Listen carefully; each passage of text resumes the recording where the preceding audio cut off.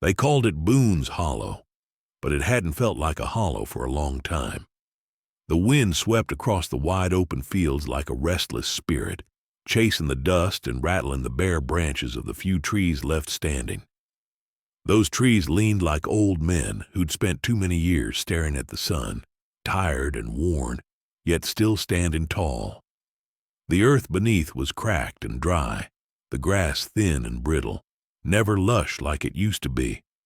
But still, every morning, like clockwork, Clara Boone rode the ridge. No matter the weather, no matter the season. Her boots hit the dirt trail just as the first light of dawn was coloring the horizon pink and gold. She was a slim figure against the sprawling land, a silhouette carved out of grit and stubborn will. Her dark braid swung behind her back beneath her worn cowboy hat, and her weather-beaten coat flapped quietly in the early breeze. The rifle strapped across her back was more than just protection. It was a symbol, a reminder that on this land, a woman had to be ready for anything. Clara's routine was a ritual. She was up before the rooster crowed, coffee hot and strong, bread toasted on the small stove inside the cabin. The house was quiet. No laughter, no voices, no footsteps but her own. It had been that way for years. When Henry died, the hollowness in the house grew wider than the valley itself. Some mornings she'd pause by the empty rocking chair on the porch, glance toward the horizon, and nod like there was someone there who needed to see her off. There wasn't, only ghosts and memories. Clara was lean as a fence post and twice as tough. Her hands showed the story of hard work, calloused, scarred, steady. Years of breaking colts, mending fences, and patching roofs had left their mark, but she never complained. Complaining was for those who could afford the luxury. "Morning, Clara," old Jim called out from his porch 2 farms down. He was an old-timer, slow-moving but sharp-eyed. He tipped his hat as she passed, a silent show of respect between 2 folks who understood hard living. "Morning, Jim," she replied, voice low but steady.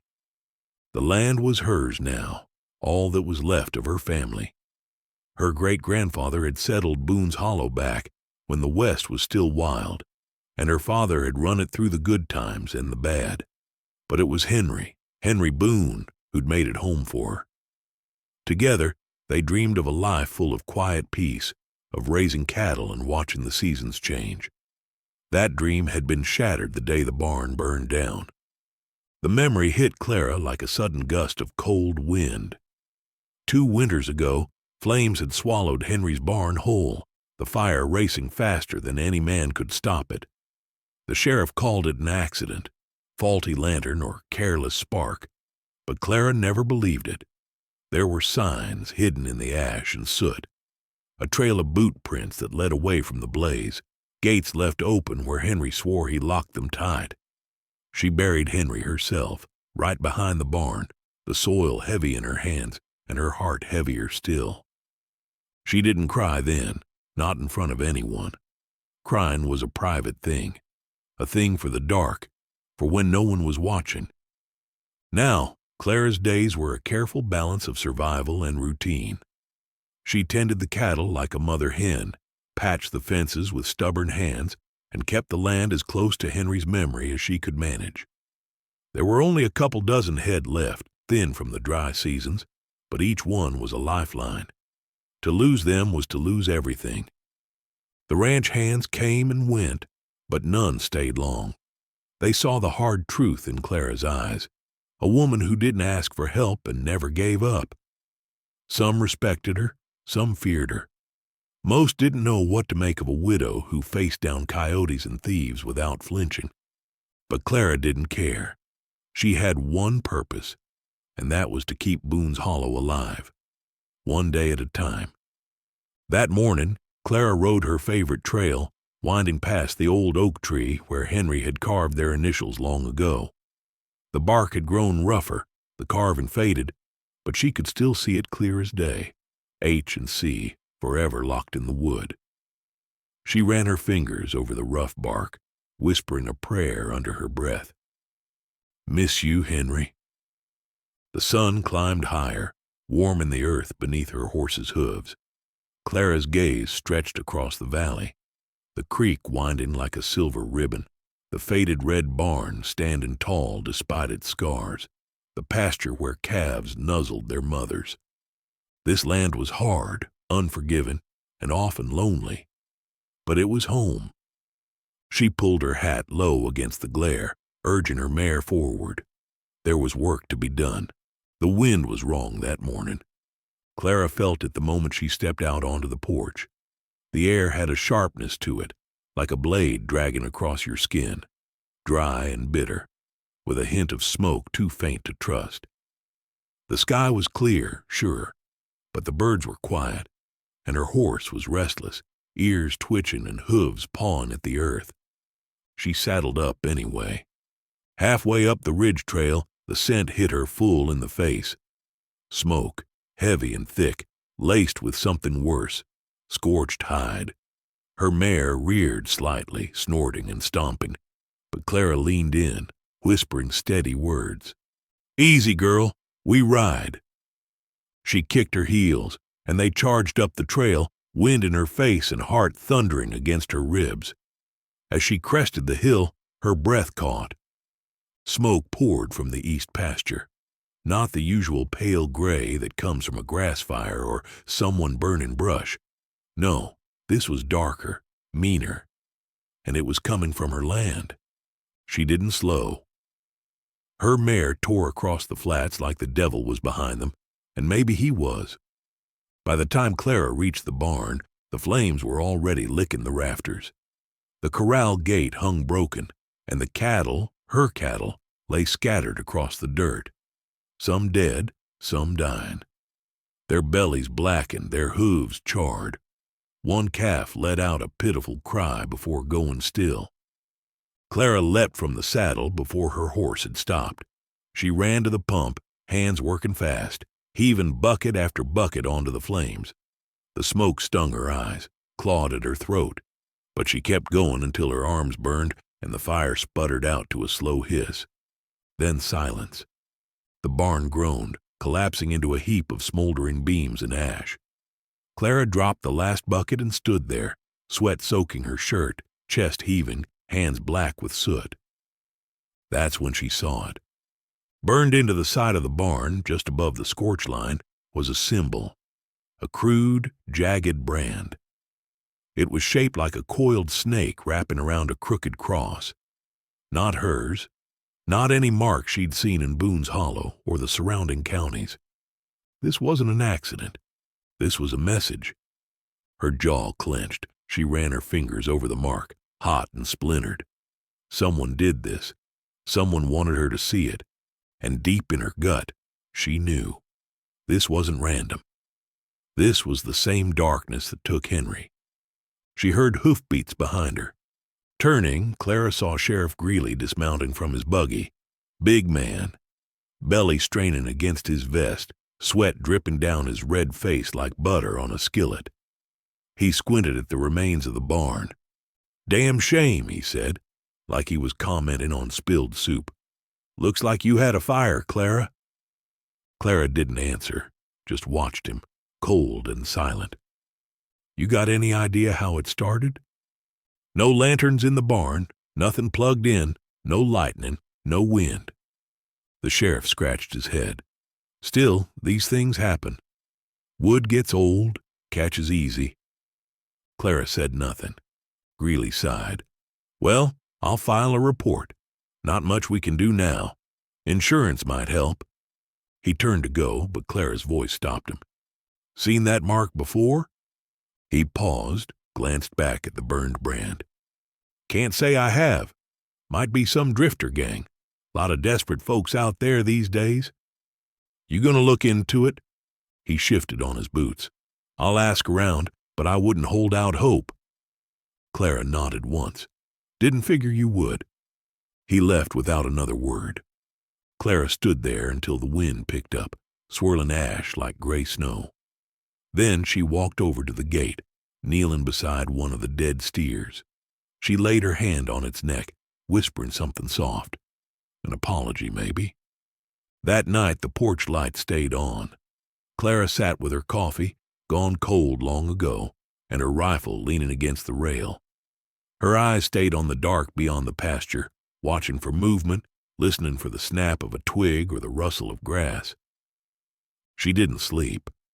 Instead, her thoughts wandered where she rarely let them go, to a secret buried deeper than Henry's grave. A child, a boy. Years before Henry, before the ranch became her whole world, there was a moment, a mistake, or maybe a gift. She never told a soul, not even Henry. She'd gone away for a while, claimed sickness. The child had been born in secret and handed over to a family out west with better means and fewer questions. She never saw him again. But she thought about him all the time, especially on nights like this. She wondered if he'd grown tall like Henry, or had her quiet eyes. She wondered if he knew he didn't come from nothing, that someone still lit a candle for him, even if it was just in the silence of her own heart. Now, with fire and cattle dead in her fields, the past was pressing in. What if this wasn't just about land? What if that old secret had found its way back? The wind howled through the trees. The stars burned cold above. She gripped the rifle tighter. They took Henry. They would not take this ranch. They would not take what little she had left. The sunrise rolled in slow and blood-colored, stretching its fire across the hollow like a warning. Clara Boone stood by the smoldering ruins of her barn, arms crossed, eyes unblinking. The land was quiet now, like it was holding its breath. She didn't cry. Not for the barn, not for the cattle. She'd done that already, years ago when Henry died. This time the pain was dry and mean. It settled behind her ribs like a storm looking for some place to strike. She saddled up just after dawn. No breakfast, no coffee, just grit and purpose. The ride into town was a quiet one. Boone's Hollow looked the same as always. A few tired wagons, some shops with sagging roofs, the saloon doors flapping lazily in the breeze. But something had shifted. Clara could feel eyes on her. Folks watched from behind curtains through dusty window panes, behind their coffee cups at the diner. They knew something had happened. Word always moved fast out here, even if the truth came slower. She tied her horse outside the saloon and walked in like she owned the place. The floor creaked under her boots. A few men looked up, then looked away. No one called her name. No one dared. She found Luke Carver sitting at a back table, boots up, hat down low, playing solitaire with worn cards and a glass of something dark in front of him. He looked up when she stopped at his table. "Clara Boone," he said, tipping his hat slightly. "I need riders." He studied her for a beat. "That bad?" She nodded once. "Worse." "You want lawmen?" "No," she said. "I want men who don't mind getting their hands dirty, men who don't ask too many questions." Luke leaned back, lips curling into something between a smile and a snarl. "You payin'?" "More than it's worth." He downed the rest of his drink, stood up slow. "Ain't that the truth?" By sundown, Clara had 5 men bunked in her old hayloft. Rough types, all of them. One was missing 2 fingers. Another had a scar running from temple to jaw. She didn't care about their sins, just their loyalty, or at least their usefulness. She laid it out straight. "Someone burned my barn, killed my cattle, left a mark that don't belong." The one with the scar spit in the dirt. "Rustlers?" "Maybe," she said, "but I don't think they want cows." "What then?" "They want fear." The men glanced at each other. None of them spoke. "Here's the deal," Clara said, stepping closer. "You eat my food, sleep under my roof, ride my fence line. You ride when I say ride, shoot when I say shoot, and never ask twice." No one argued. That night, Clara walked the edge of the pasture. The sky was wide and dark. Stars hung like nails in black cloth. The wind rustled the grass, and every sound felt like a footstep, every shadow like a man crouched and waiting. She stopped by the grave under the fence post. Not Henry's, but the other one. The one no one knew about. Just a small wooden cross and a patch of earth that didn't get flowers. She knelt beside it, fingertips brushing the dry soil. "I ain't forgotten," she whispered. No one was around to hear. She stood, adjusted her hat, and turned toward the house. The next day she set the men to work, fixing fences, clearing the burned wreckage, watching the hills. Luke Carver took charge without being asked. He barked orders like a man born to it. The others listened. They respected Clara, but they followed him. She let it be. Luke came to her that evening while she was mending a gate post. "You sure you want this fight?" he asked. Clara kept working. "It's already started." "You think it's tied to Henry?" Her hands stilled. "Don't know," she said. "But I never believed that fire was an accident, and this one sure as hell wasn't either." Luke rubbed the back of his neck. "I've seen that mark before." Clara looked up fast. "Where?" "South, near the border, couple years back. Group of boys, called themselves the Coil. Real quiet, real organized, didn't steal for need.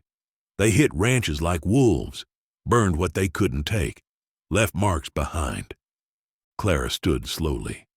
"You think they're here now?" "Could be," Luke said, "or someone like them. Either way, they're testing you. They'll learn I don't break." Luke nodded. "That's why I signed on." She stared at him a moment, then went back to hammering the gate. The men patrolled the land in shifts. At night, Clara stayed up with a rifle across her lap, eyes scanning the horizon. Every rustle, every creak made her grip tighten. But part of her fear wasn't for the land, or the cattle, or even her life. It was for a boy she hadn't seen in 16 years. She'd done what she had to, gave him up to save his life, to give him a chance. But what if that secret wasn't buried as deep as she thought? What if someone knew? What if the Coil, or whoever they were, had found out? What if this wasn't about cattle at all? The wind blew harder that night. Storm clouds gathered on the edge of the world. She didn't sleep. She watched and waited. Because Boone's Hollow had a long memory. And Clara Boone was ready to remind it, and the men who thought they could scare her, that she was her father's daughter, her husband's widow, and no stranger to war. The morning after the fire, Boone's Hollow didn't feel like home anymore. The hills still rolled wide and gold in the light. The wind still danced with the dust, but Clara knew. Something had shifted. She saddled her mare and rode the fence line as she always did, rifle slung, eyes sharp. But today, she wasn't looking for broken boards or loose wire. She was hunting signs. Halfway down the west pasture, she found her first one, a boot print, fresh, deep, pointed wrong.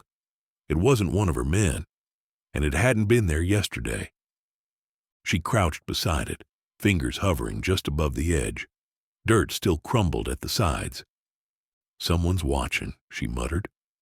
By mid-morning, she was back at the house, kettle boiling, and maps spread across the kitchen table.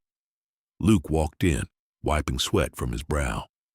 "Fence line's clean," he said. "Not all of it," Clara replied, tapping a spot on the map. "West edge. Someone's been there, not one of ours." Luke frowned. "Could be a drifter. Drifters don't burn barns and kill cattle." She poured 2 cups of coffee and handed him one. "We're being tested," she said. Luke took a long sip, nodded. "So what's the play?" "We keep eyes on every ridge. I want shifts doubled. You and Deke take the high trail this afternoon, and tell the others. If they see a rider that don't belong, they follow. Quiet. I want to know where he sleeps." Luke grinned. "Thought you might say that." By late afternoon, the sky hung low and yellow. Heat shimmered off the plains. Clara rode out to the north border, where her land met the old Carter place. Only there was no Carter place anymore. The barn was gone.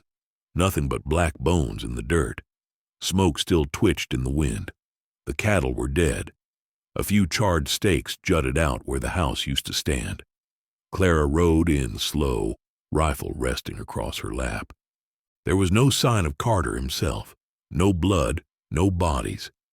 But the mark was there, carved into what was left of the well. That same twisted snake around a cross. Clara stared at it until her eyes watered. Then she turned and rode hard back to the ranch. Back at Boone's Hollow, the men were gathered near the bunkhouse. Deke was sharpening a blade. Jody cleaned his rifle. Luke leaned against a post, watching the road. They looked up when Clara rode in. "Another one," she said, voice like sandpaper. "Carter's place." "Jesus," Jody whispered. "They're moving fast," Luke said. "They're making a point," Clara replied. "Burning ranches, killing cattle, marking territory, like dogs lifting a leg." "What's the sheriff say?" Clara dismounted. "What he always says, accident, lightning, dry brush. I told him it was war. He laughed. Then we're on our own. We always were." That night, Clara stood on her porch, lantern lit low. She watched the hills. Somewhere out there, men moved in the dark, thinking they could scare her off her land. They didn't know Clara Boone. Luke came out, handed her a flask. "Thought you might need this." She took it, sipped once, nodded. "Thanks." They stood quiet a while. "You think it's going to get worse?" Luke asked. Clara looked at the stars. "I know it is." The next morning, Clara rode into town. The general store was quiet, except for the old clock ticking and the slow creak of the floorboards under her boots. Mr. Beach looked up from behind the counter. His smile faded when he saw her face. "Morning, Miss Boone." "Morning." She laid a list on the counter. "Need bullets, salt, beans, and liniment. Make it fast." Beach looked it over, swallowed.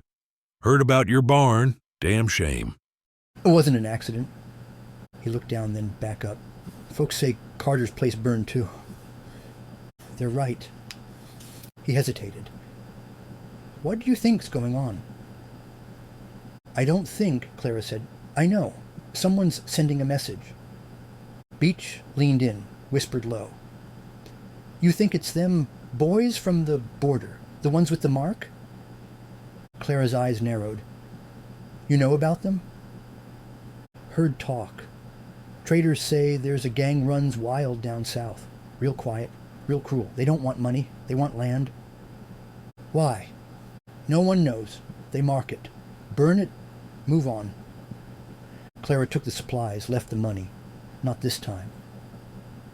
Back at the ranch, Luke waited by the barn with news. "Ryder came through," he said. "Watched us from the hills." "Who was it?" "Didn't get close. Deke tried to follow. Lost him near the creek." Clara tightened her jaw. "They're scouting." Luke nodded. "I'm heading south. Gonna see what else I can learn." "Take Jody. Stay low." "You trust me?" She looked at him long. "I don't trust many, but I trust what I see. You're steady. That's enough." Luke smiled. "I'll ride at first light." That night, Clara couldn't sleep.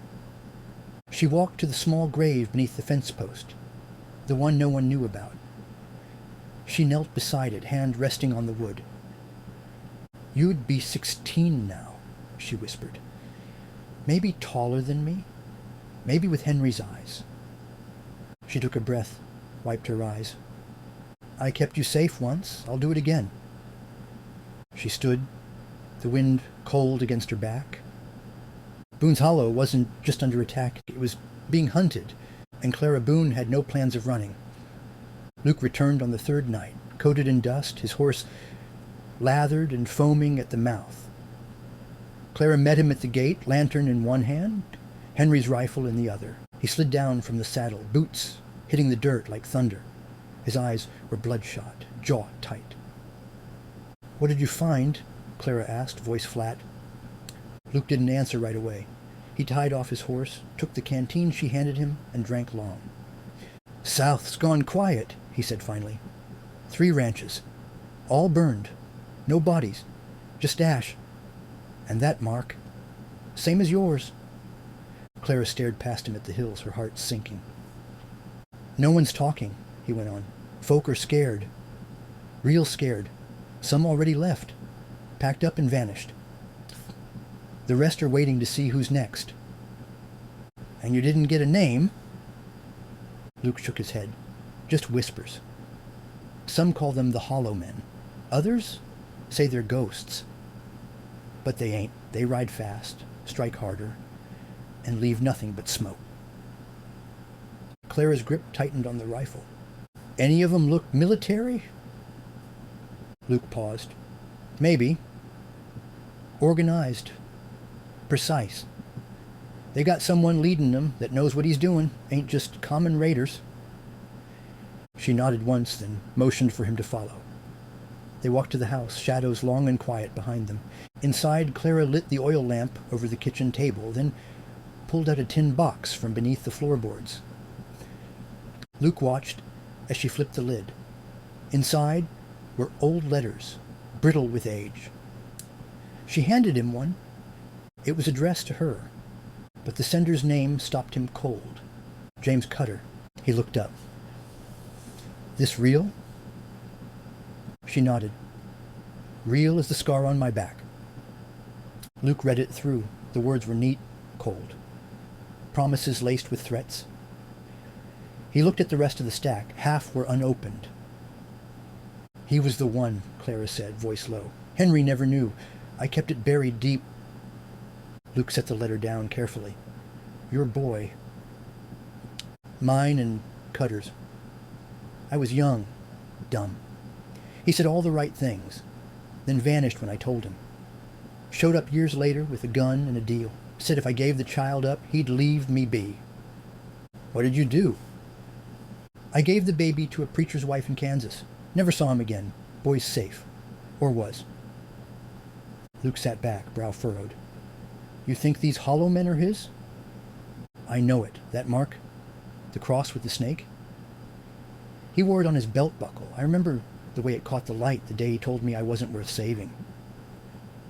Silence stretched long. So now what? Luke asked. Clara stood, walked to the window, stared out at the dark. Now we make sure they don't take another inch of Boone's Hollow. That night, Clara gathered her crew in the bunkhouse. Fire crackled in the old stove. Faces were tired, eyes wary. She laid the map out across the table. They've hit Carter, Mullen's place, 3 more to the south. Deke leaned in. That ain't no coincidence. No, Clara said. It's a campaign. She drew a circle around her ranch. We're next. Again. What makes you so sure? Jody asked, voice thin. Clara didn't blink, because they haven't gotten what they came for. The men went quiet. They ain't after cattle, she continued. They're after control. Fear, territory, but this land's been in my family 3 generations, and I'll bury every last one of them before I hand over the deed. Silas, the youngest of the crew, swallowed hard. What if they come with more men? What if we can't hold? Clara looked him square. Then we fall like men, and not shadows. That shut him up. But that night, Silas packed his gear and rode off without a word. Luke found the bunk empty come morning. Clara said nothing, just nodded like she expected it. Some folks ain't made for fire, she muttered. 2 days later, smoke curled on the northern horizon. Clara and her men rode hard, but by the time they reached the ranch, it was too late. The barn was flattened, the cattle butchered, blood soaked the dirt like spilled wine. The house was half standing, windows shattered, no sign of life. They searched the wreckage, found only silence and that cursed mark, carved deep into the front door. As they mounted to leave, Luke's horse snorted and danced. Clara followed its gaze. Up on the ridge, silhouetted against the sun, stood a lone rider, still as stone, wide-brimmed hat low, face covered, watching. Clara raised her rifle, but before she could aim, the figure turned and vanished behind the hill. "Too far," Luke said. "They're bold," Clara replied. "Too bold." That night, the wind howled like a coyote's warning. Clara sat at her desk, hands ink-stained from writing. She sealed the envelope and tucked it into her coat. "What's that?" Luke asked from the doorway. "Insurance." She didn't say more. He didn't ask. Instead, he sat across from her and poured 2 fingers of whiskey. "You ever think about leaving?" he asked. "Every day," she replied. "So why don't you?" She looked toward the porch, toward the grave with no name. "Because if I run now, I'm no better than he said I was." Luke nodded, quiet. "You think your son's still safe?" he asked. "I don't know," Clara said, "but I do know if Cutter's alive. He won't stop until he's taken everything I ever cared about." She leaned back, eyes hard as flint. "And I'll be damned if I let that happen." At dawn, a rider came, young, dirty, face pale. Clara stepped out as he rode up, holding out a small leather satchel. "Ma'am," he said, breath short, "this came for you. Left at the station, no name." She took it, nodded. The boy turned and rode back the way he came.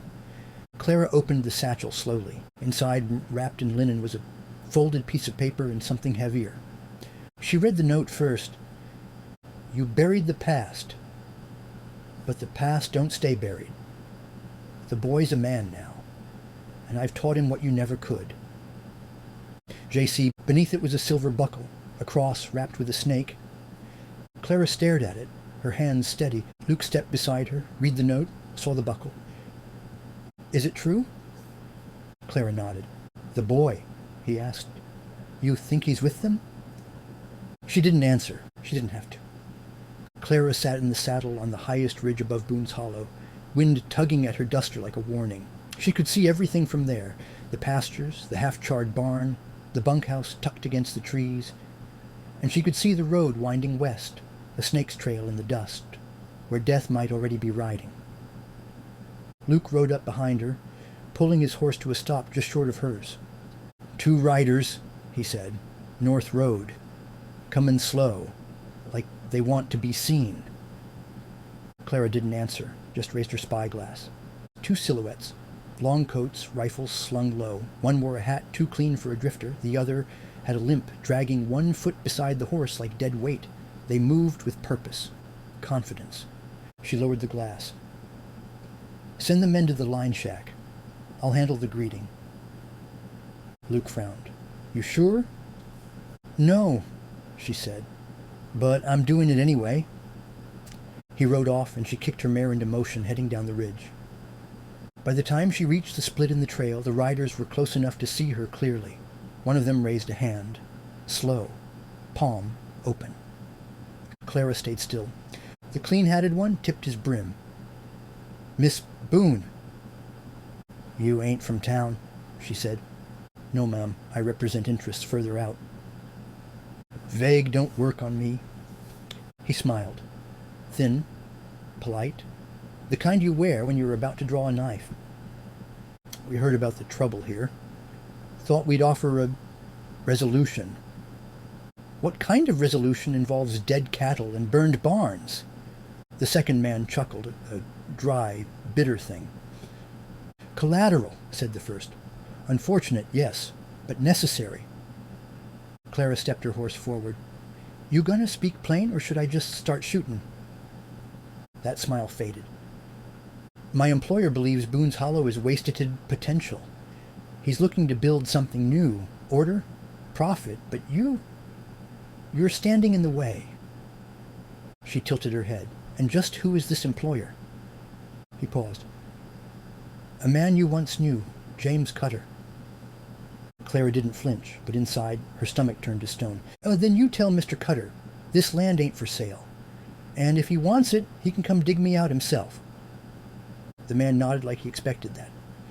"Very well. But understand, Miss Boone, this is bigger than you. He's not asking anymore." She raised the rifle, quick as a snake bite. "Then neither am I."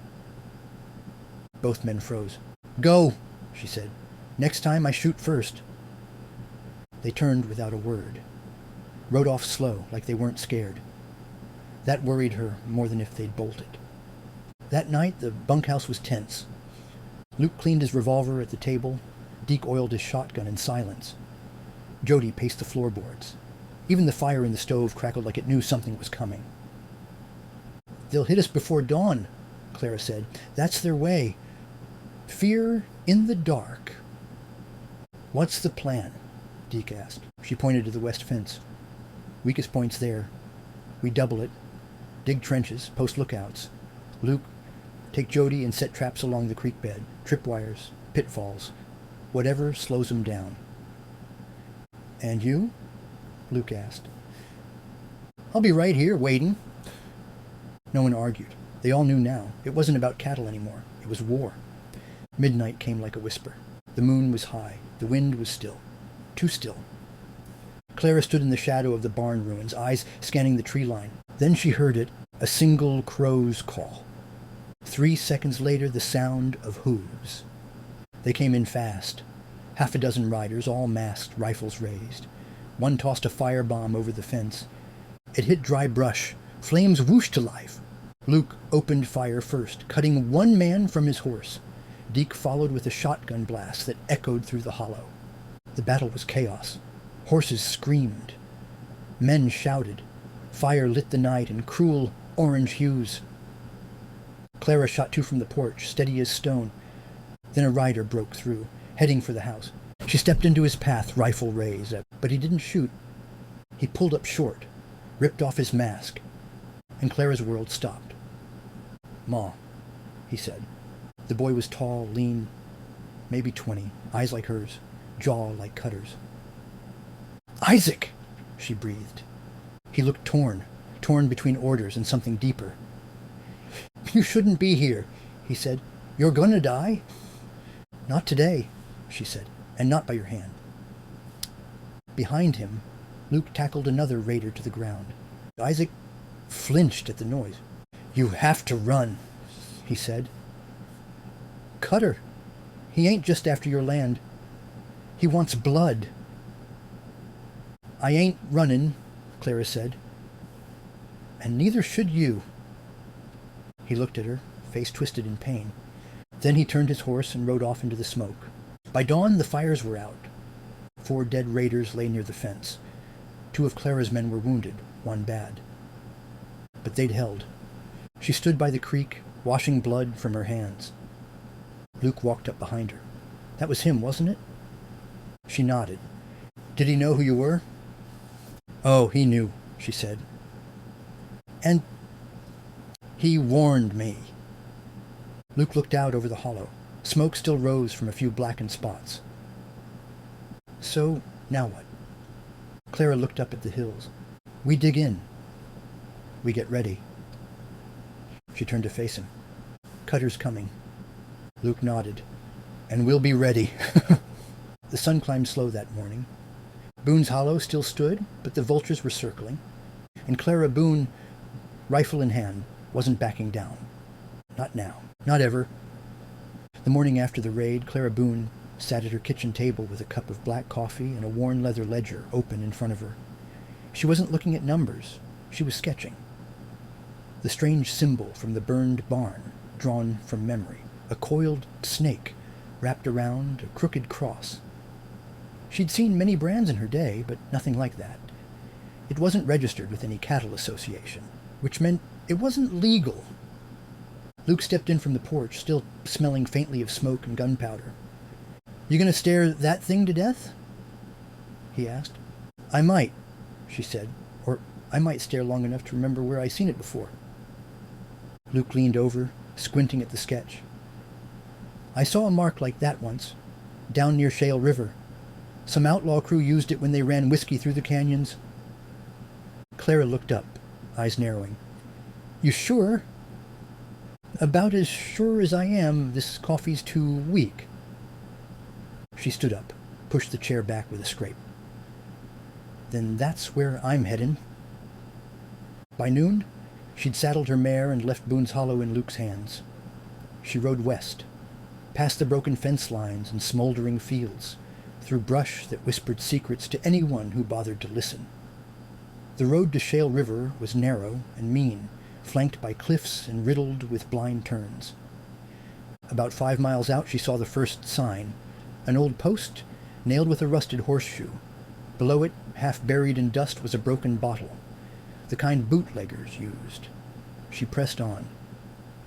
The outlaw she was looking for wasn't a man most would seek out. Name was Thorn, mean as a rattler and twice as fast. He used to ride with Cutter before things turned sour between them. Last anyone heard, he lived out in a cave near Red Tooth Bluff, hiding from both law and loyalty. Clara found him sitting by a cold fire, chewing on jerky and glaring at a map he couldn't read. "Clara Boone," he said, not even turning. "I'd ask what brought you here, but I reckon I already know." She stepped off her horse and walked up slow. "I want to talk about the brand." He spat. "Snake and cross?" She nodded. Thorn chuckled, but it wasn't joy in the sound. It was bitterness. "Figures Cutter'd use that again. So it's his?" Thorn nodded. "Back when we ran with the Hollowback crew, Cutter started leaving that mark. Meant to scare folks more than anything. Like saying, 'We're watching. We own you.'" Clara sat on a rock nearby, rifle across her knees. "Why now?"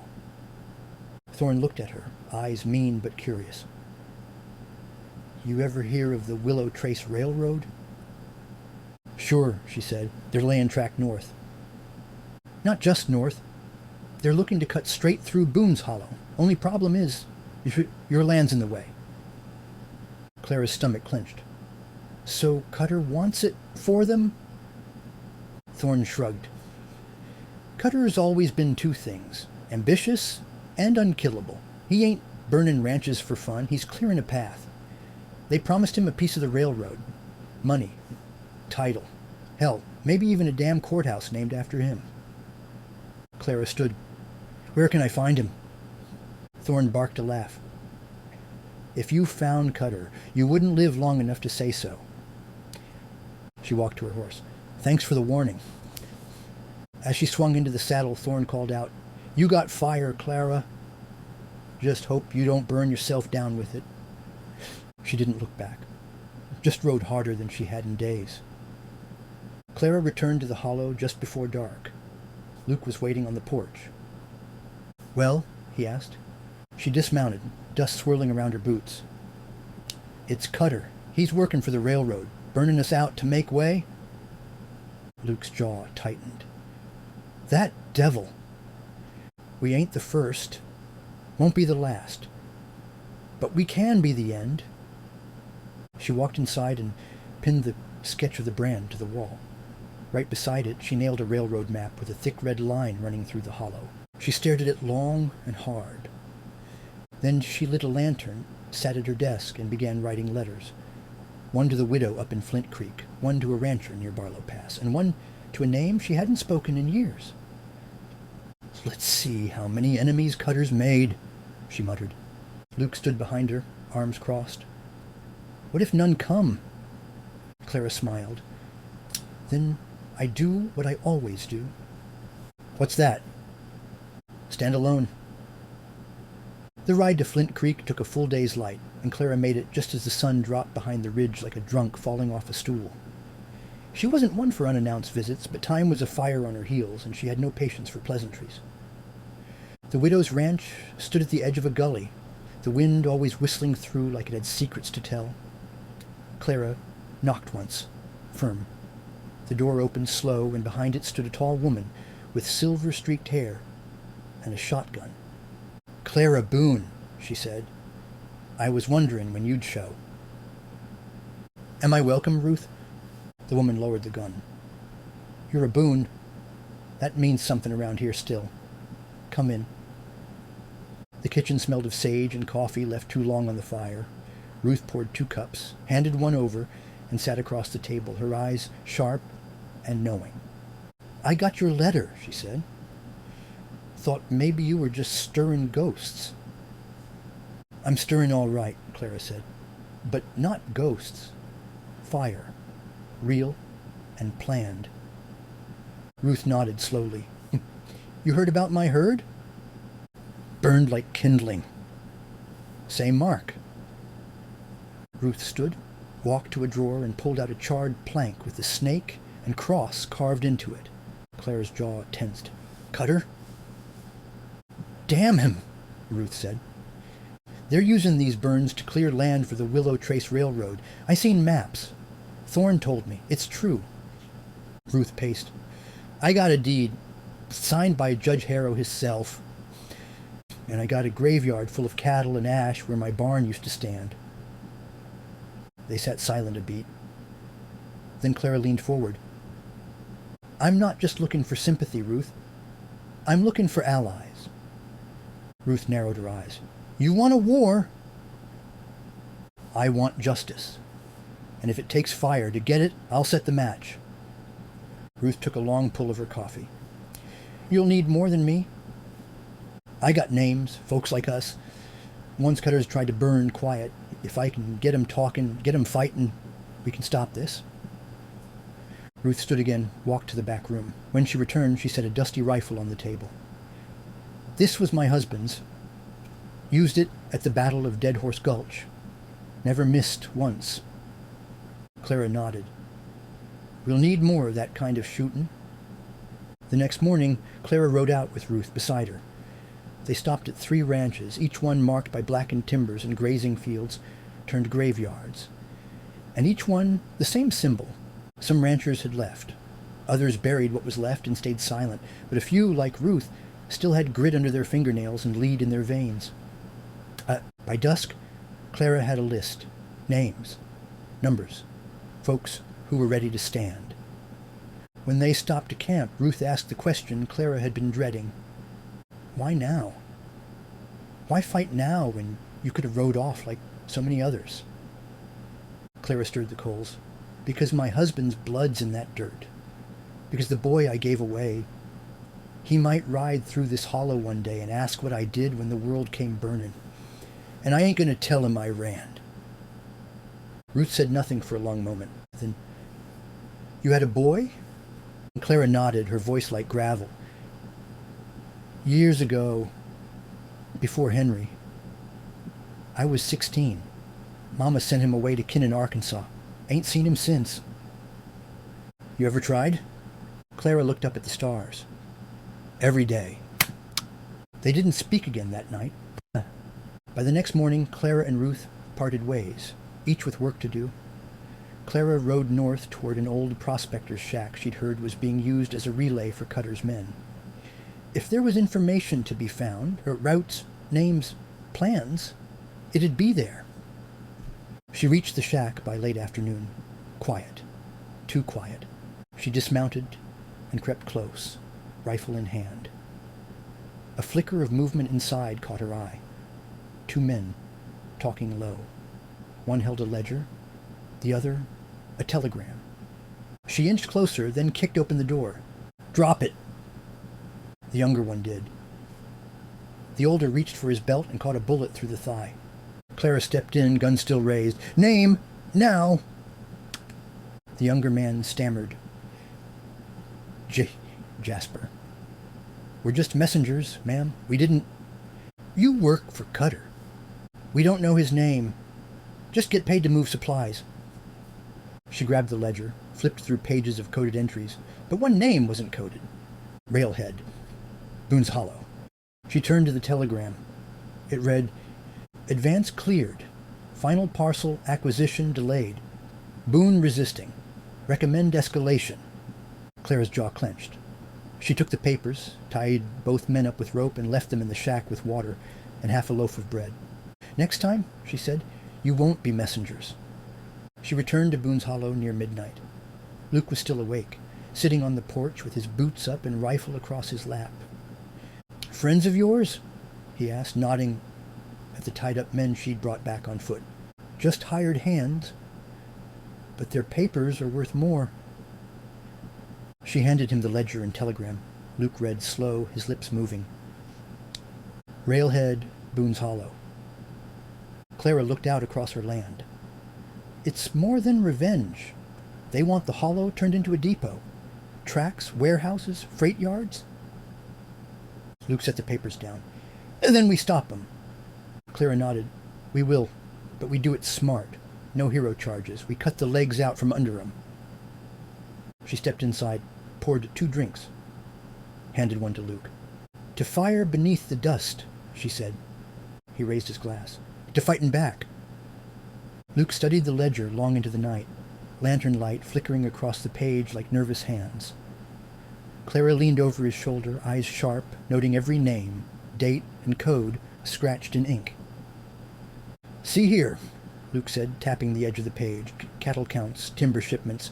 Every ranch cutter's torched got listed next to something called parcel credit. They're getting paid per acre, like bounties. Clara's lip curled. Land ain't for sellin', not like this. Luke nodded. Ain't just cutter. Someone's funding this whole operation. These numbers are too big for one outlaw. She closed the book. Then we find the head snake. 2 days later, Clara rode into Willow Trace, dressed cleaner than usual. Hair tied tight, shirt pressed, boots shined just enough to not look suspicious. She left her rifle behind, but kept a derringer tucked in her boot. Luke followed a half-mile behind, posing as a traveling feed salesman with a cart full of empty sacks. The town looked polished. Fancy store signs, brick sidewalks, white fences that hadn't known a scratch in years. It didn't fit the dust-covered truth of the outer ranches. Money had been bleeding in here, and now Clara saw where it was dripping from. At the end of the main street stood a 2-story building of sandstone and glass, the Willow Trace Development Office. Looked more like a bank than a land office. She tied off her horse, walked straight through the doors, and gave the man behind the desk a look that said she belonged. I'm here about the parcel offer for Boone's Hollow. The man perked up like a rooster hearing a gunshot. Of course, ma'am. Are you Mrs. Boone? We've been expecting... I'm here to talk to whoever's in charge, not his secretary. The man blinked. That'd be Mr. Alden Cutter. Her hands twitched. Is he in? A nod. Top floor? Take the lift. Clara rode the iron lift up, with a silence thick enough to cut. The building creaked as it lifted her, like even it didn't like what it was holding. When the doors opened, Cutter was already standing by the window. He wore a gray suit, not a wrinkle on it. His hair was black, slicked back like oil, and his face was clean-shaven and smiling, but not kind. Clara Boone, he said, like he was tasting the name. You've made quite a mess of my plans. She stepped inside. I plan on making more. He gestured to a chair. She didn't sit. I know what you're doing, she said. I've got your records. I know about the burns, the cattle, the men you've paid off. Cutter didn't blink. Progress has its price. That ain't progress. It's theft. He walked toward a decanter and poured himself a drink. You ranchers had your run. Dirt and dung and tradition. But that land's worth more now than it ever was beneath your boots. She stepped forward, voice low. You killed my husband. You think I don't know it? He paused, glass halfway to his lips. I didn't strike the match, but yes, I ordered the strike. Henry was warned. You were, too. The world went quiet in Clara's ears. She didn't move, didn't speak, just looked at the devil in front of her and burned him into her memory. You've got 2 options, Cutter said, sipping. Sell quietly or stay, and be forgotten. Clara stepped back toward the door. He called out behind her. You can't stop this. Trains are coming. Time's moving. And you're just a woman with a dying ranch? She didn't turn. I've got a rifle, a crew, and more grit than you've got money. Sleep light, Cutter. Back in Boone's Hollow, Clara gathered the crew in the barn, what was left of it. Ruth stood beside her. Luke leaned on a beam, arms crossed. We've got a name, Clara said. Alden Cutter. Railroad man. Been bribing judges. Paying out bounties for burned land. The crew murmured. One man spat. We burn his damn office. one of them growled. No, Clara said. We burn his plans. She opened a map on the table. Here's the supply route. Here's where they store their lumber, steel, tools. We hit those, then we scatter. Make 'em bleed money until they're forced to stop. What about the law? Another asked. Ruth answered. The law's bought. We are the law now. Clara nodded. This is our land, and no man in a suit is going to take it without a fight. The next week was war in whispers. Clara's crew split into teams, each one sent to sabotage. They poured sand into steam engines, set off charges near a rail foundation, turned supply wagons into bonfires. At night, Clara rode the perimeter, rifle over her shoulder, eyes always scanning the hills. Luke kept watch from the barn loft. Ruth organized food and supplies, keeping the fighters fed and focused. The hollow changed, became a place with purpose. It wasn't just about survival anymore. It was about standing tall. Then came the night the telegram arrived. Luke brought it to her, crumpled and torn. Boone's Hollow will burn. Final warning. Clara folded it slow. Then let 'em come. She gathered everyone in the main house. Lit lanterns lined the walls. Her voice was calm, but steel ran through it. They're coming for us. I say we let 'em. Trap, Ruth asked. Clara nodded. We dig in. Hide in the ridge. When they ride through that pass, we light it up. Luke added, It'll be Cutter's men, maybe 50 strong, but they ain't riding for battle. They're riding for blood. That makes 'em sloppy. Clara looked around the room. You got two choices. Stay and fight, or ride out now. No one moved. She smiled, just a little. Didn't think so. The ridge rose like a crooked backbone above Boone's Hollow, narrow and sharp, a place only hawks and ghosts dared to perch. It was there Clara and her crew dug in. Just before dawn, they'd hauled crates of dynamite from the old mine, packed them into the narrowest part of the pass, then rigged tripwires and lookout signals. Clara crouched behind a boulder, peering down at the trail below. Ruth sat beside her, chewing a sliver of jerky, eyes narrowed. You sure they'll come this way? Ruth asked. Clara nodded once. It's the only road in wide enough for a full strike. Cutter don't know we know he's coming. Luke lay belly down a few yards ahead with a spyglass, watching the horizon. The rest of the crew, 8 strong now, counting the 2 ranchers who joined up last night, spread out in pairs, rifles ready. They didn't talk much, just waited. At noon the dust came, a long serpent tail of it, rising up from the east, slow at first, then faster. Luke's voice cut through the silence. Riders, 40, maybe more. Clara's jaw tensed. She motioned for everyone to hold. The riders came into view, dark coats, red scarves, rifles slung loose, laughing like they were headed to a bonfire. At the front rode a tall man with a gray hat and a cruel grin. That's Cutter's foreman, Luke said, Jack Merton. Clara didn't blink. He dies first. As the riders funneled into the narrow pass, the trap wound tight. Clara raised her hand. Wait! The riders moved closer, hooves clapping like war drums. They were within range now, 30 yards.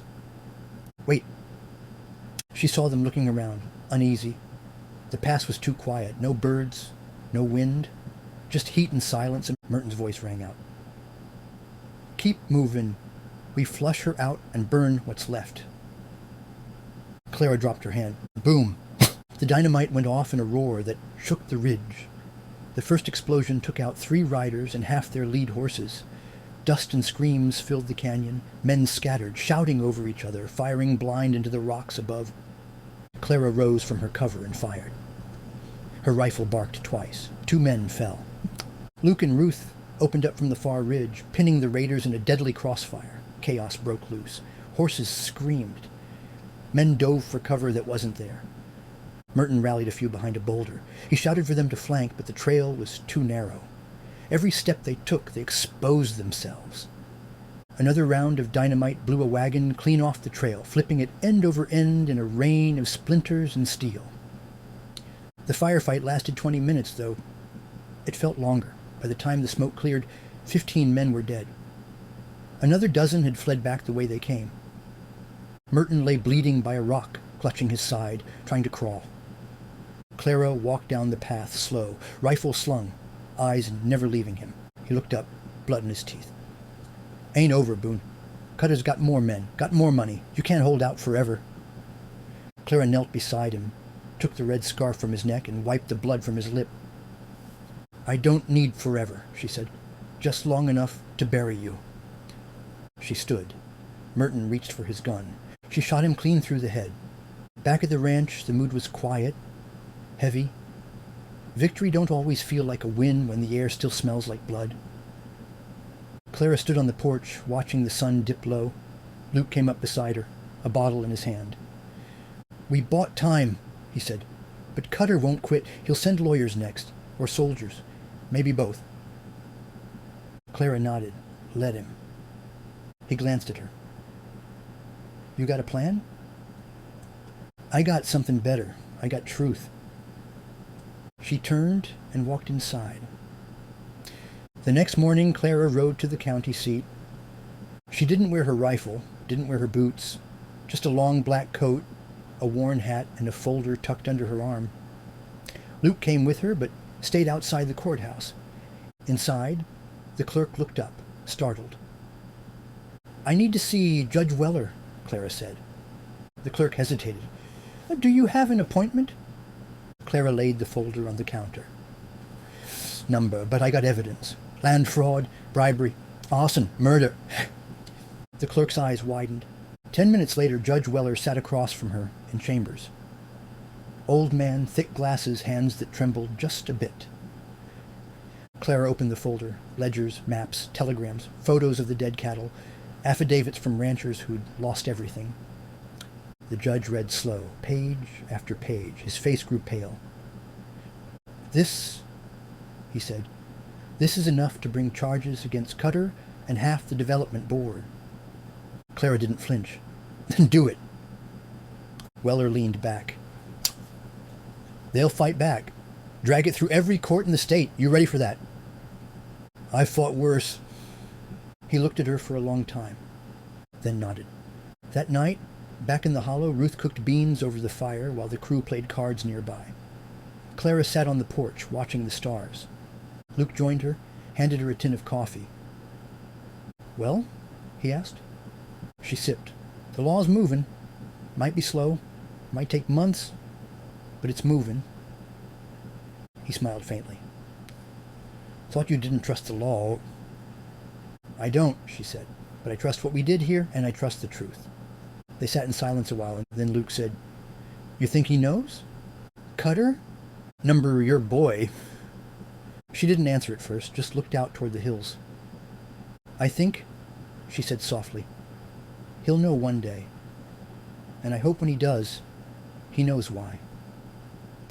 The morning after the battle, Clara went to the barn. What was left of it, anyway? Half-charred beams, broken tools, a pitchfork melted at the handle. She moved slow, like walking through a memory. In the far corner, beneath a section of roof that hadn't fully collapsed, she found the old trunk. It was Henry's, covered in soot, rusted at the hinges. She dropped to her knees, pried it open with a crowbar, and pulled out a bundle wrapped in oilcloth. Inside were letters. Dozens of them. She hadn't touched them in years. The first was dated 16 years ago. Clara, if you're reading this, I reckon I'm gone. I knew one day trouble might come, and I needed you to have something more than ghosts and fences.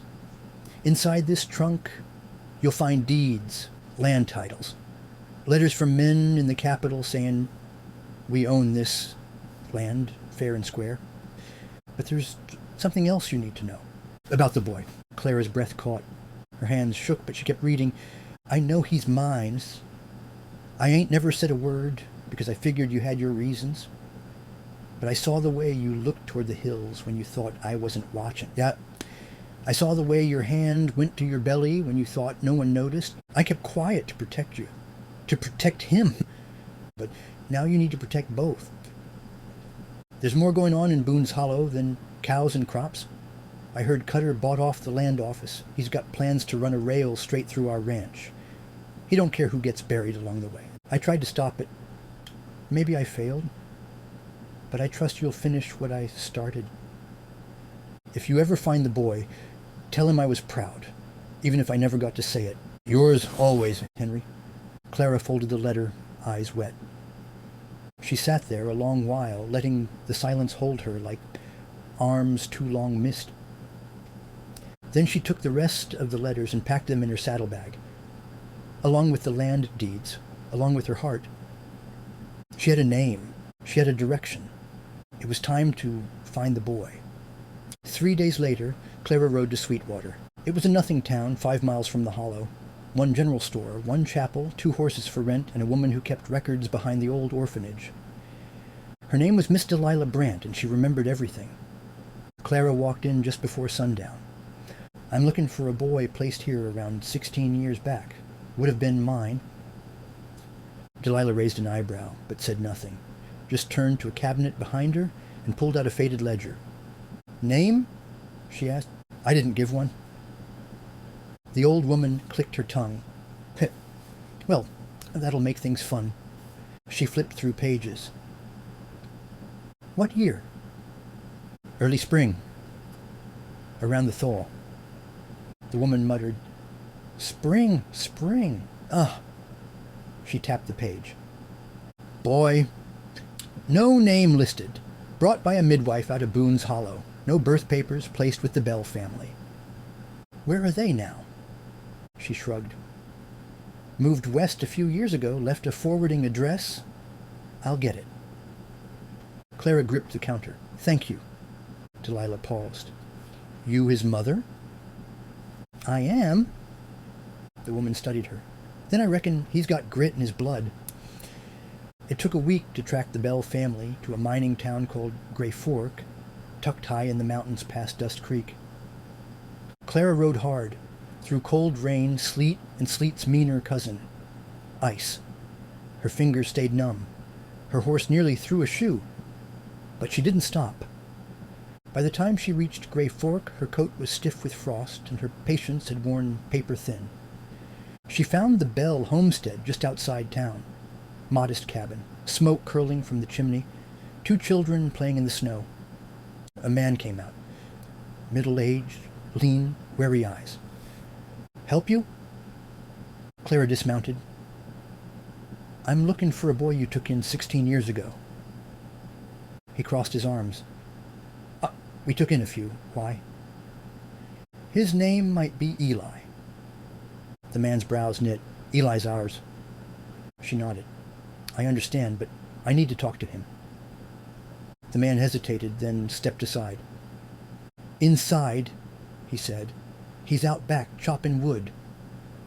Clara walked around the side of the cabin and saw him. Tall, broad shoulders, hair dark like hers, swinging an axe in slow, measured strokes. He moved like a man who knew the rhythm of work. He paused when he saw her, wiped sweat from his brow. Can I help you, ma'am? She couldn't speak. Just nodded. He stepped closer, frowning. You all right? I knew your father, Henry Boone. He blinked. You did? She nodded. He was my husband. The boy stared. That'd make you... She swallowed. Yes. Silence fell between them, sharp and thick. He looked down at the axe in his hand. I always wondered, he said. She stepped closer. Your name? Eli? He nodded. That's what the Bells gave me. I kept it. You know what happened in Boone's Hollow? He nodded again. News travels, heard about the fires, the cattle. That's why I stayed put. Figured you didn't want me near. She stepped forward, voice soft. I didn't want you in danger. He looked up then. Really looked. And something behind his eyes settled. I ain't afraid of danger, he said. I've been chopping wood and breaking bones since I was 12. My foster pa was good, but he taught me hard. I didn't give you away because I didn't want you, she whispered. I did it because I had to. I know, he said. I figured as much. She held out the letter, the one Henry wrote. He took it, read it, lips tight. When he finished, he folded it slow. He was a good man, one of the best. Eli nodded, then looked out toward the trees. Boone's Hollow in bad shape. Could be worse, she said, but it might get there. You need help? Clara took a deep breath. I need family. That night, they sat by the fire, said little, just passed stories and shared silence. Eli asked questions. Clara answered what she could. And when morning came, he packed his bag, kissed the bells goodbye, and saddled up beside her. Together they rode home, back to Boone's Hollow, back to war. The ride back to Boone's Hollow was quiet. The sun beat down harsh and high in the sky, baking the dust into the very air they breathed. Eli rode close to Clara, his gaze scanning the horizon, alert but calm, like a colt learning the ropes of a wild herd. For all his strength, there was something new in his eyes, something raw and untested beneath the surface. Clara felt that too, not just in Eli, but in the land. Boone's Hollow was no longer the place she'd grown up with. It was bruised and battered, like a man who'd taken one too many blows but refused to fall. As they crested the last ridge before the hollow, the sight that met them stole the breath from Clara's chest. The pasture was a wasteland. Fence posts snapped like twigs, wire hanging loose in sad tangles.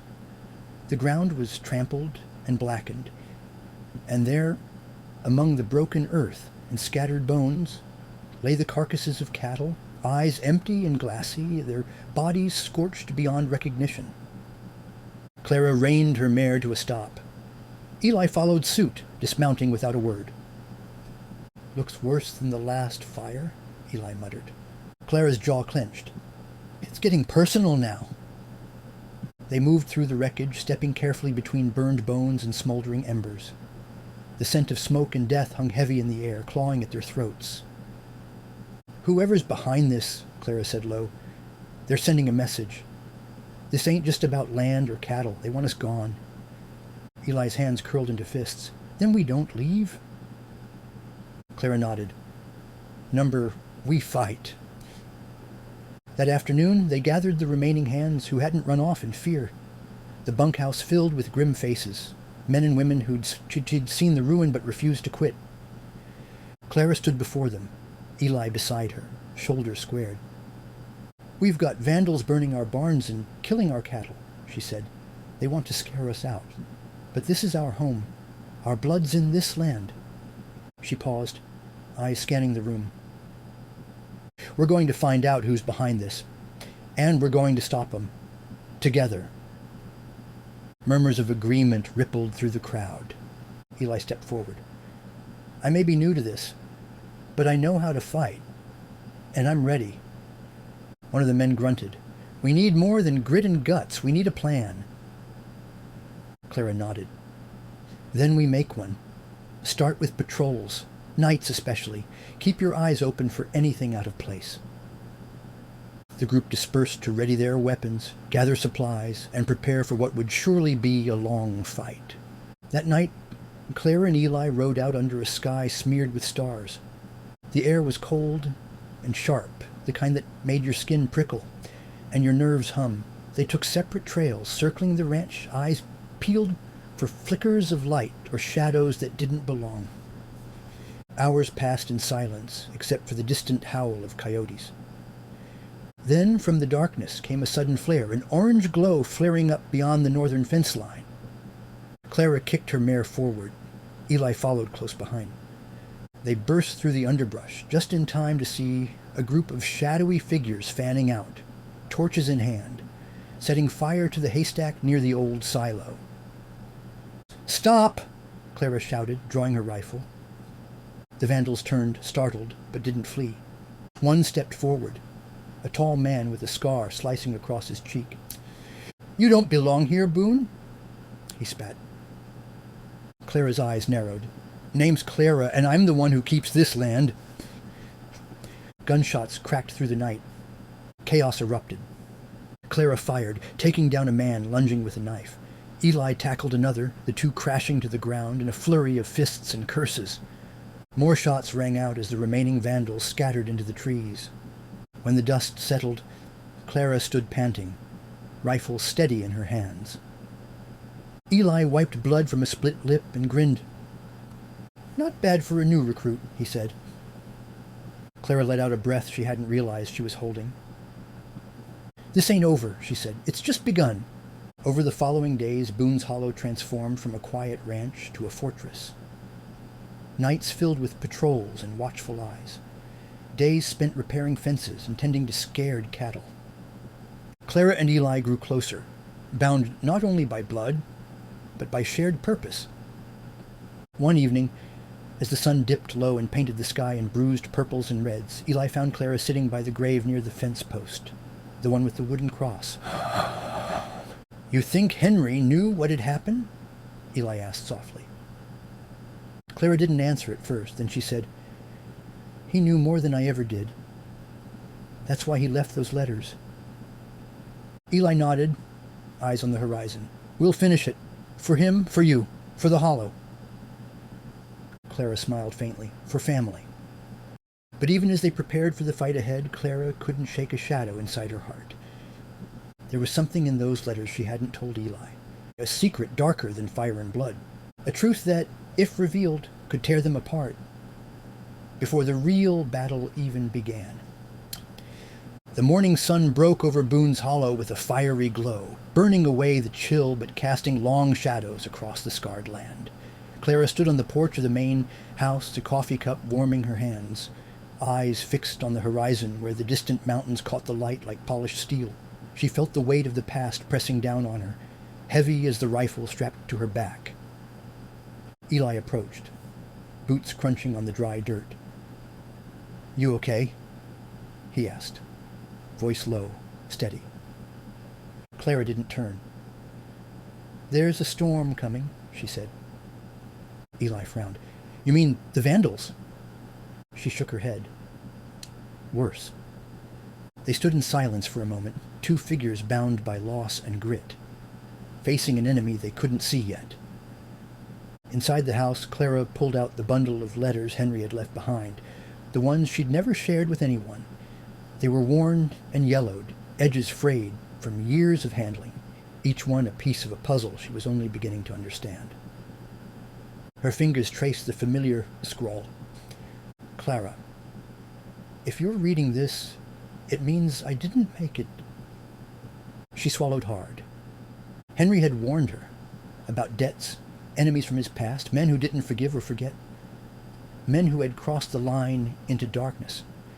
And he'd spoken of someone close to them, someone with a secret that could ruin everything. Clara's eyes burned as she read the words again and again. The truth clawed at her throat. She had kept her own secret buried deep, one she'd hidden from Henry, from Eli, even from herself. Later that day, the new riders gathered in the barn, faces grim as they checked their rifles and loaded their pistols. Clara stepped forward, clearing her throat. "We've had run-ins with those Vandals," she said. "But I believe there's more at work here. Someone from inside Boone's Hollow, someone who knows our weaknesses." A murmur rippled through the men. Eli's jaw tightened. "You think one of us is betraying the ranch?" Clara nodded. "I don't know who, but we can't afford to trust blindly." One of the men, a grizzled older cowboy named Tom, spat tobacco on the floor. "A snake in the grass, just what we need." Clara locked eyes with each rider. "We watch each other. We watch the land. We keep Boone's Hollow safe. No secrets." That night, Clara lay awake on the creaky mattress, the ceiling fan stirring the hot summer air above. Eli's breathing was steady beside her, but Clara's mind raced. She thought of the boy she'd given away, the son she'd never told Henry about. A boy who could be the key to everything. Had her secret put them all in danger? Was the enemy closer than she ever dared imagine? She closed her eyes and saw the flicker of the brand, the snake curling round the cross. A symbol that meant more than just fire and death. It meant betrayal. The next day, Clara and Eli rode out to the far pasture, the place where the vandals had struck again just nights before. As they approached the broken fence, Clara stopped, eyes narrowing. "Look here," she said, pointing to the ground. There, half buried in the dirt, was a worn leather glove, stained dark with ash and sweat. Eli picked it up carefully. "Could belong to one of them," he said. Clara knelt, brushing dirt from the imprint of a ring pressed into the leather, a ring she recognized. Her heart thudded. This was no random vandal. This was someone from Boone's Hollow, someone with a reason to hate her family, someone she'd trusted. Back at the ranch, tension simmered like a pot ready to boil. Eyes darted, whispers floated in the air, and every shadow seemed to hold a secret. Clara gathered her closest allies. "We've got a traitor," she said flatly. "And we're going to find out who." Eli stepped forward, voice firm. "No more secrets. No more lies." Clara met his gaze. For a moment, the hardness in her softened. "We fight this together," she said. But as the sun set, Clara's own secret clawed its way to the surface, a truth she could no longer bury. The boy she'd given away was not just a son. He was tied to the men threatening Boone's Hollow. And if she didn't act soon, the hollow would burn from the inside out. The dawn came slow to Boone's Hollow, the sky streaked with bruised purples and fiery reds, like the land itself was bracing for the fight ahead. Clara stood outside the main house, the morning air thick with tension. The horses stirred in the corral, restless as the people who depended on them.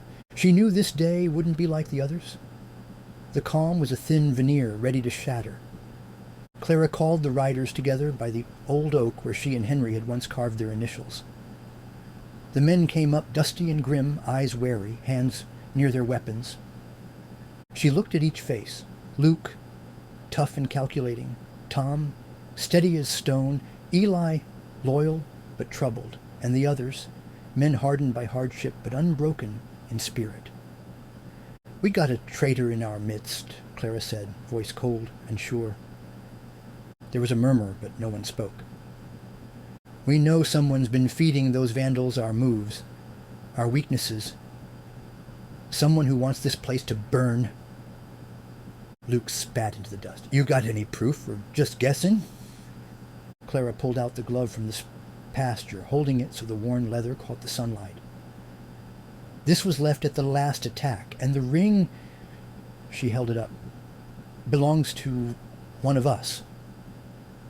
The men exchanged glances, suspicion thick in the air. The group split up, each rider taking a part of the ranch to watch, eyes sharp, fingers twitching near triggers. The sun climbed higher, baking the earth, but no one lowered their guard. Clara's own mind churned. Her secret, the boy she'd given away years ago, was the thorn in her side. She wondered if he knew of the danger closing in, if he had any part in the chaos. She shook the thought away. No room for doubt now.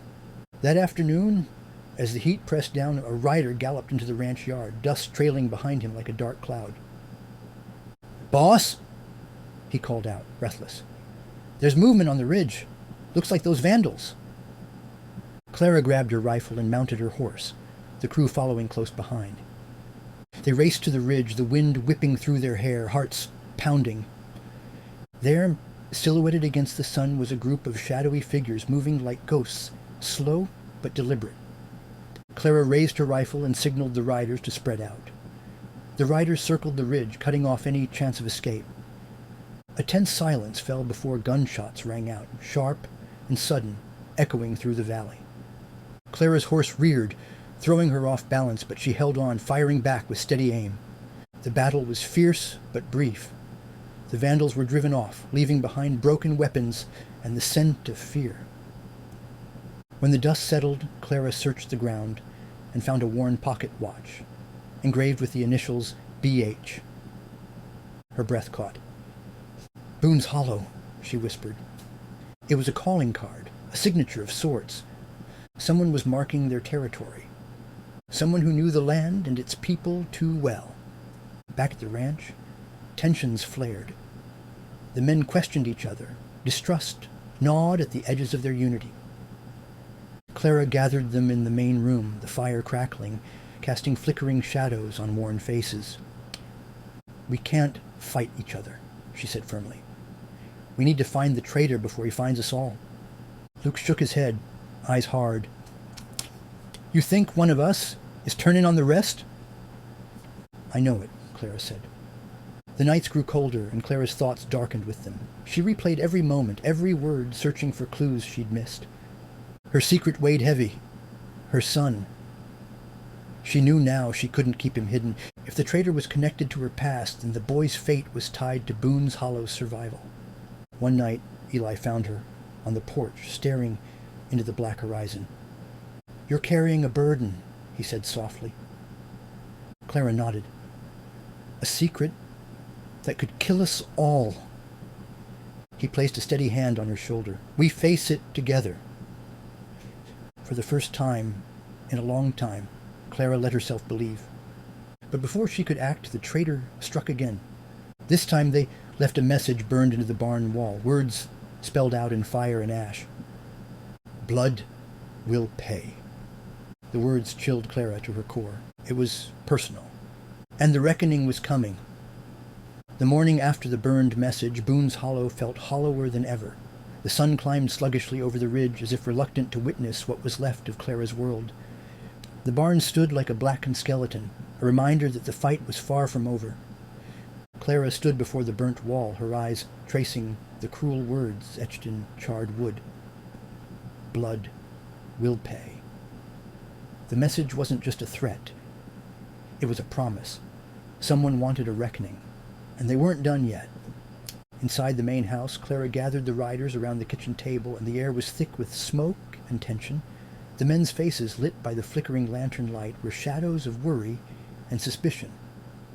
"We're running out of time," Clara said. "This war isn't just about the ranch anymore. It's about everything we hold dear: family, trust, survival." Luke rubbed his jaw, eyes dark with thought. "You sure this ain't personal, Clara? Maybe the secret you're keeping is the reason they're coming after us." Clara's gaze dropped. For years, she'd buried the truth deeper than any root in the hollow. Now, it clawed its way to the surface. She cleared her throat and began, voice steady but quiet. "There's a boy, my son. I gave him away to keep him safe from this life. From Henry, from me." The room fell silent. Eli's eyes locked with hers, searching. "Why now?" "Because the threat's tied to him," Clara said. "And if we don't face it, Boone's Hollow won't survive." The riders exchanged uneasy glances. Trust was fragile, but in that moment it held firm. Clara continued, telling them what she knew. About the boy's whereabouts, the danger he might face, and the twisted past that had brought the Vandals to their doorstep. She spoke of Henry's warnings, the debts owed, and the shadowed figures who sought revenge. Days passed with a tense urgency. Clara led a small group to a neighboring town where her son had been seen, following faint trails and whispers in dusty saloons. Each step brought her closer to the truth, and to the danger lurking just beyond the horizon. At a run-down stable, Clara found him. A boy grown into a man with eyes like her own, hard, fierce, yet carrying a weight of his own. Their reunion was silent at first. Years of silence filling the space between them. "I never wanted this life for you," Clara said finally. He nodded. "I know why you left me." Together they returned to Boone's Hollow, preparing for the final stand. The son, hardened by years apart but bound by blood, joined Clara and the riders, bringing with him knowledge of the enemies and the scars they carried. The final battle was coming. And when the fires rose again, Clara knew the true test of grit, love, and resilience was just beginning. The sun dipped low behind the hills as Boone's Hollow held its breath. The air was thick with smoke and tension, a harsh reminder of the battles fought and those yet to come. Clara stood near the ruined barn, the same embers still glowing faintly in the ashes beneath her boots. She was no longer alone. Her son, now a man, shaped by years away, stood beside her, both of them bound by blood and a shared resolve to protect what remained of their home. The riders moved like shadows, patrolling the fence lines and scanning the horizon for any sign of the Vandals' return. Each night was a test of nerves, each sound a threat. Clara's heart hammered with the weight of the past and the hope for the future. She could still hear Henry's voice in the wind, urging her to stand strong. One evening, as the sun painted the sky in streaks of fire, a scout galloped into camp, breathless. "Boss, they're coming! Bigger force than before." Clara's eyes narrowed. "Get everyone ready." The men worked fast, stacking what little wood remained, reinforcing gates, loading rifles. When the night fell, the attackers came.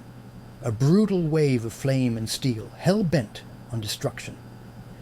Gunfire cracked through the darkness. Horses reared and screamed, and the scent of smoke filled the air. Clara fought like a cornered wolf, rifle steady, voice sharp, rallying the riders to stand their ground. Her son fought by her side, a fierce mirror of her own grit. The battle raged for hours, neither side willing to yield. When dawn finally broke, Boone's Hollow was scarred but standing. The Vandals had been driven off, but at a cost. Clara walked the perimeter, counting losses, tending wounds. Her son approached, hand extended, eyes fierce but steady. "We're not done," he said. "No," Clara agreed, "but we're ready." In that moment, under the rising sun, Clara felt the weight of years lift just enough to breathe. The fight was far from over, but so was their spirit. The days after the attack were heavy with silence and sorrow. Boone's Hollow wore its wounds like a badge of survival, the scorched earth, broken fences, and cattle missing like ghosts in the mist.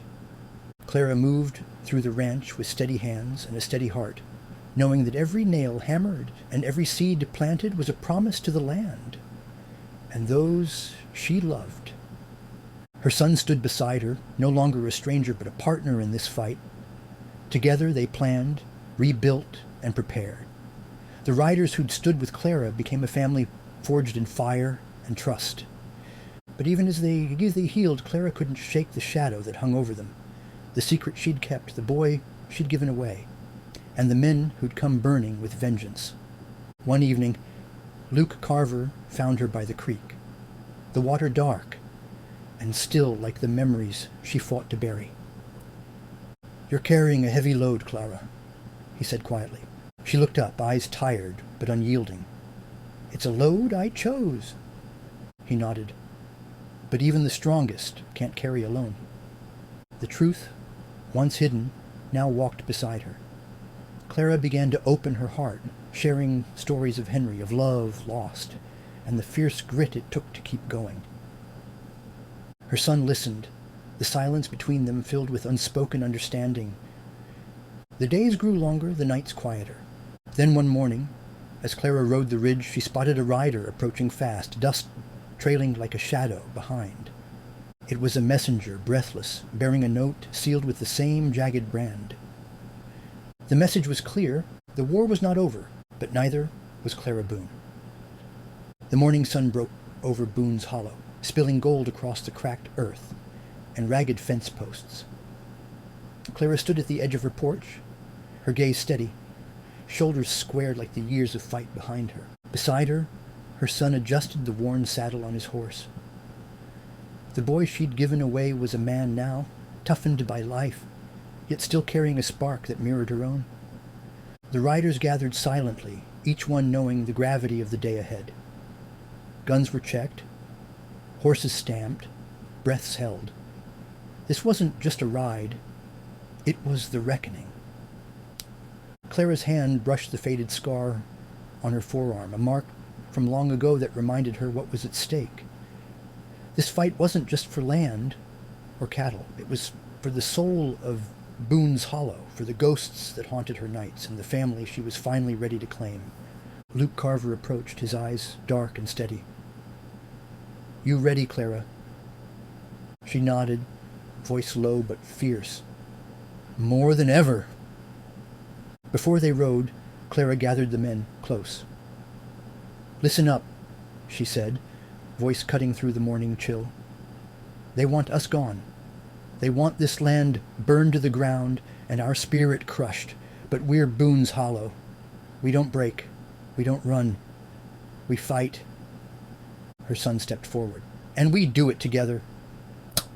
The ride out was quiet but tense. Dust trailed behind them like a ghost, each mile pushing closer to the firestorm waiting at the edge of the valley. Clara's mind wandered briefly to Henry, to the man who'd loved this land as fiercely as she did. She felt his presence in the wind, urging her forward. At the ridge they spotted them, a ragged group, the Vandals, marked with the same jagged brand burned into her barn. Clara's pulse quickened, but her hands were steady on the reins. The showdown was about to begin. The night swallowed Boone's Hollow like a hungry beast, thick with smoke and the acrid scent of burning timber. Flames clawed at the sky, casting flickering shadows that danced like ghosts on the hills. Clara's heart beat steady as the war cry of gunfire split the night. Her rifle was an extension of her will, each shot a promise to Henry, to her son, and to every soul who'd ever called this land home. The Vandals surged forward, firebrands in hand, eyes wild with hatred, but Clara and her riders met them like a wall of iron, grit forged in years of hardship. Explosions of light erupted from both sides, gunfire, shouts, the desperate screams of horses caught in the chaos. Her son rode beside her, fierce and focused. "They won't break us, Ma," he shouted over the noise. "No," Clara growled. "They'll wish they never crossed Boone's Hollow." Amidst the chaos, Clara caught sight of the leader, a man scarred by greed and cruelty, the brand on his arm matching the one carved into her barn, the man who'd brought ruin to her home. Their eyes locked, a silent battle raging between them. With a steady hand, Clara took aim, fired. The shot rang true. The leader fell. The remaining Vandals faltered, fear seeping into their ranks. One by one, they scattered into the darkness, leaving behind smoldering ruins and shattered dreams.